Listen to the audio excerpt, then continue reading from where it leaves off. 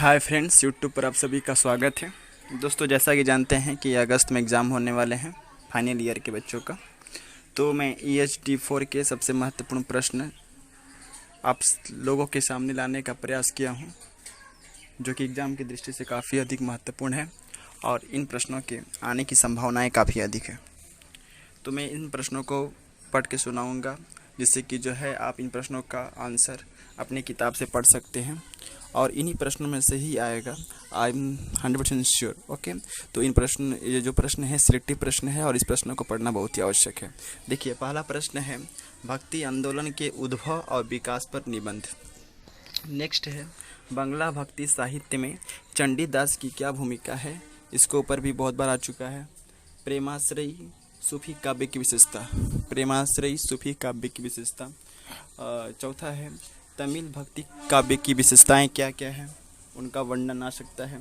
कृष्ण भक्ति के उदय और विकास की विवेचना, कृष्ण भक्ति के उदय और विकास की विवेचना पर भी आपका प्रश्न आ सकता है।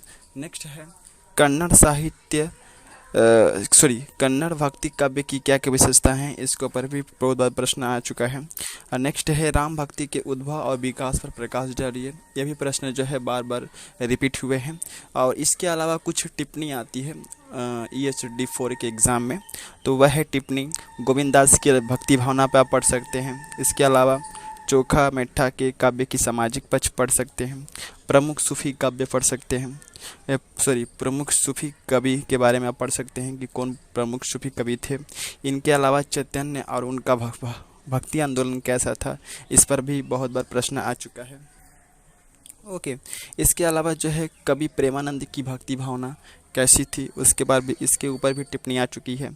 और रश खान के बारे में, गुरु नानक के बारे में और अखो भगत के बारे में भी, यानी कि इन सभी प्रश्न जितने भी आप प्रश्न दिख रहे हैं, ये सभी प्रश्न सिलेक्टिव प्रश्न हैं और इनके ऊपर ये जो प्रश्न है हमेशा रिपीट होते हैं। तो आप अगर आप इन प्रश्नों को देख के जाते हैं तो पक्का इनमें से एग्ज़ाम में आएंगे एंड आई एम 100% श्योर। तो इन प्रश्नों को आप प्रिपरेशन कर लीजिए एग्ज़ाम में। ओके, इसके लिए इस वीडियो के माध्यम से मैं बताना चाहता हूँ कि जो भी बच्चे मेरे चैनल पर नए हैं और मेरे चैनल को सब्सक्राइब कर सकते हैं, क्योंकि मैं हमेशा अपने वीडियो के माध्यम से इंपॉर्टेंट क्वेश्चन का ही वीडियो आप अपने चैनल के माध्यम से अपलोड करने का प्रयास करता हूं। तो thank you and best of luck for your examination.